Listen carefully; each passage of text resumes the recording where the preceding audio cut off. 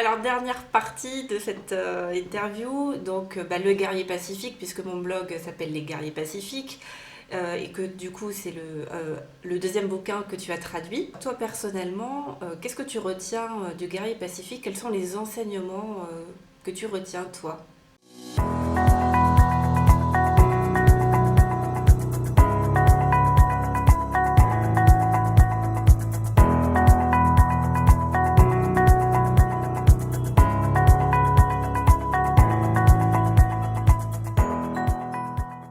Alors, bon, d'abord, il faut voir que ça remonte à quand même il y a quelques années, hein. Mais à l'époque où je lis ce livre, moi, je suis dans une phase de ma vie où je vais à la rencontre de tous ces romans qu'on dit initiatiques. Et pour moi, certains le sont vraiment. Je pense à Initiation d'Elizabeth H., qui est le livre initiatique par excellence pour moi.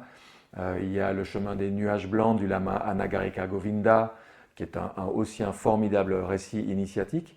Et les récits initiatiques que j'avais lus jusque-là étaient toujours de personnes, alors en Inde ou dans l'Égypte ancienne ou que sais-je, c'était loin, c'était dans une autre culture, c'était pas ici maintenant.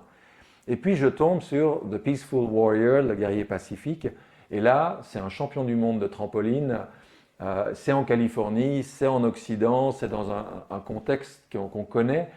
Et moi ce livre sur le moment il m'a enchanté de me dire mais alors en fait des gens comme ça et des expériences comme ça existe là, aujourd'hui, maintenant.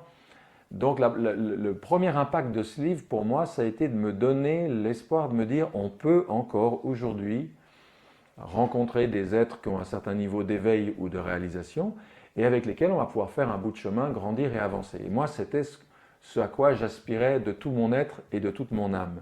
Et pour la petite histoire, quand je lis ce livre, quand je le traduis en français, c'est ma deuxième traduction après l'Évangile essénien de la paix, il y a une partie de moi qui dit moi, je veux rencontrer mon Socrate, quoi.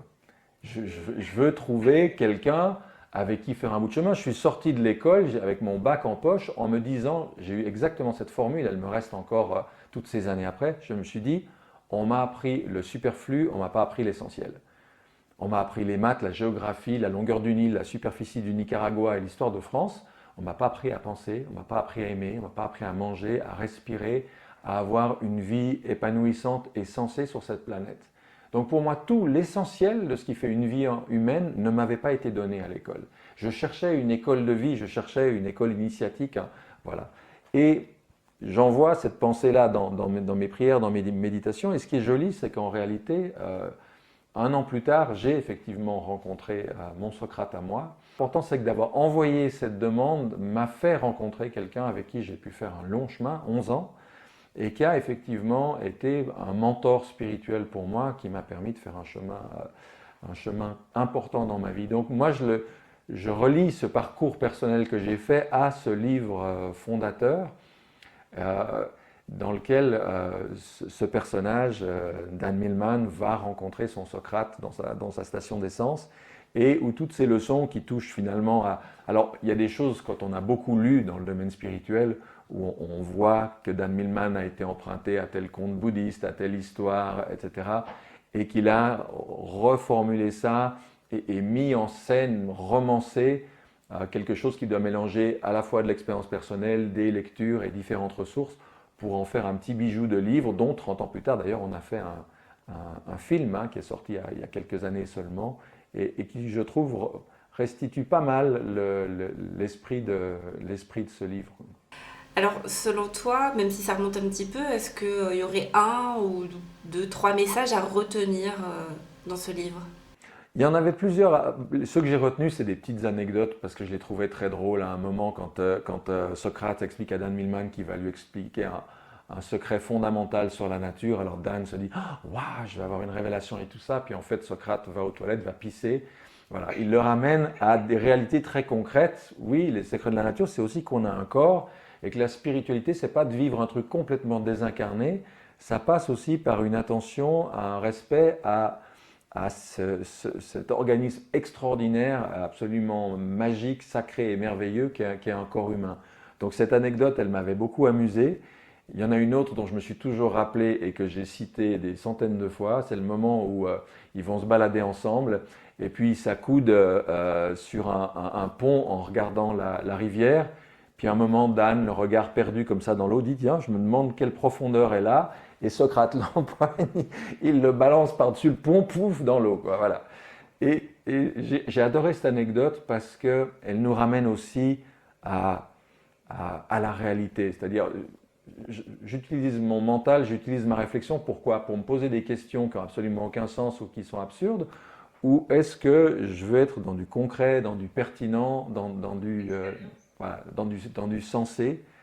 Donc il y avait beaucoup de choses, je trouve, il y avait quelque chose de sain, de terre à terre, de pertinent, qui était en plus lié aussi au sport, hein, puisqu'il était champion du monde de trampoline. J'ai gardé, comment dire, un parfum de ce livre qui était plein de bon sens.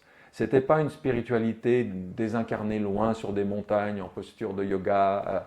C'était dans le concret du quotidien, y compris d'ailleurs dans la relation à l'autre, que se manifestait cette voie spirituelle qui était celle de Dan Millman et Socrate. Et puis après, j'ai eu la chance d'acheter les droits quelques années plus tard d'un livre de Dan Millman qu'on a appelé en français L'athlète au cœur guerrier, en anglais The Warrior Athlete, où alors là, il était vraiment dans le très concret, c'est-à-dire montrer comment ces enseignements reçus de Socrate s'appliquaient au quotidien dans la vie d'un sportif. Dernier clin d'œil, j'ai découvert alors beaucoup plus tard le livre que Dan Millman a écrit qui s'appelle Votre chemin de vie, qui est, à mon sens, l'un des meilleurs ouvrages de numérologie qu'on ait jamais écrit. Et j'aime bien l'introduction que fait Dan Millman en disant, écoutez, je suis incapable de vous expliquer pourquoi un truc aussi subjectif et relatif que le calendrier grégorien amènerait les chiffres qui forment votre date de naissance à donner des informations sur votre chemin de vie. Tout ce que je peux vous dire, c'est que je l'ai vérifié dans ma vie, je l'ai vérifié dans la vie de dizaines et de dizaines de clients, de patients, de gens que j'ai accompagnés et qu'il y a une pertinence. Alors, dit Dan Millman, essayez-le, voyez si c'est pertinent pour vous. Et ce livre que je connais depuis qu'il est sorti en français, je le trouve effectivement très intéressant, très pertinent. Ce livre, il existe beaucoup d'ouvrages de numérologie et pas toujours convaincant, mais là je trouve qu'il y a quelque chose. D'abord, c'est un gros volume qui est très détaillé, qui est très complet. Et j'ai trouvé son approche solide. J'ai eu l'occasion de la vérifier, de la valider, non seulement dans ma propre vie, mais dans celle de beaucoup de personnes autour de moi. Donc ceux qui connaissent déjà le guerrier pacifique, qui apprécient le travail de Millman, découvriront peut-être dans cet ouvrage-là un ouvrage qui est différent d'autres choses qu'il a enseignées, mais qui est en tout cas un livre vraiment de qualité. Moi, j'ai un chemin de vie qui est 29-11, donc le 2, le 9 et le 11. Ils vont tous plonger dans le bouquin en se disant qu'est-ce que ça veut dire 29-11. Si je me trompe pas, alors moi je suis un 9, donc a priori je suis revenue sur Terre pour aider les autres, donc ça tombe bien avec le métier que j'ai choisi.